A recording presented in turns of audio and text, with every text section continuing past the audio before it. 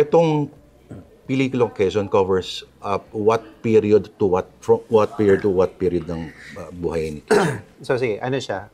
Yung structure niya para siyang 4 na kwento. So meron doon na pagkatapos niyang manalo as president, meron doon na during the campaign period, tapos meron doon nung senator pa siya.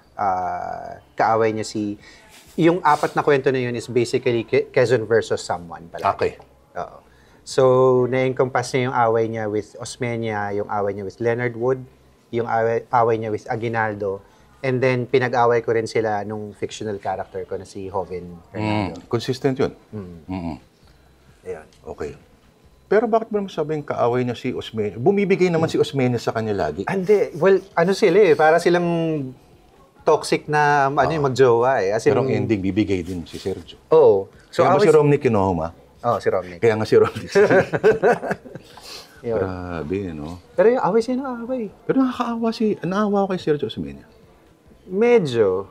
Oo, parang naging siya, hindi niya ma-match yung pagka-manipulative ni Quezon eh. So, lagi siya natatalo eh.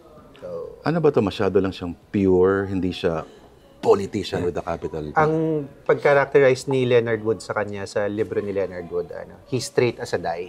Parang gano'n. So, hindi niya kaya yung mga snake oil salesman ni Manuel Quezon. 4 na phases. Ito ba talaga yung original plan of attack mo sa kwento? Or may iba ka pang naisip noon na mga anggulo? Nung panahon ng General Luna at Goyo, ang alam ko lang is for sure kasama yung campaign period. Kailangan ko ipakita yung away nila ni Aguinaldo. Yun ang unang black propaganda na classic example. So, nung nagre-research na ako, naisip ko na mukhang kailangan ko ipakita rin yung mga ibang away kasi ang kwento ni Quezon palaging although marami siyang na-accomplish, palagi siyang nakatali dun sa quest niya for power. Palaging ganun. So, hindi mo maaalis yung fight for independence natin at saka yung kanyang manipulative na nature. So, komplikado. Oo eh.